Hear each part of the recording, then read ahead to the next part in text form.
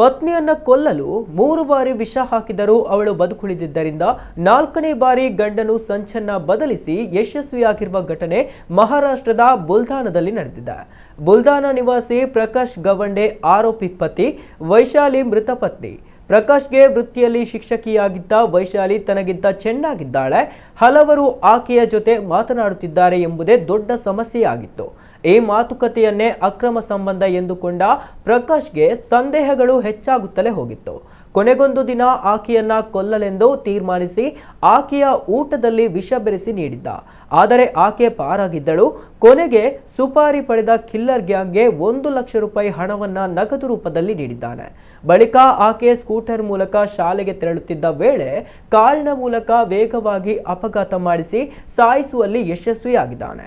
ಪೊಲೀಸರು ತನಿಖೆ ನಡೆಸಿದಾಗ ಇದು ಕೊಲೆ ಎಂದು ಸಾಬೀತಾಗಿದೆ.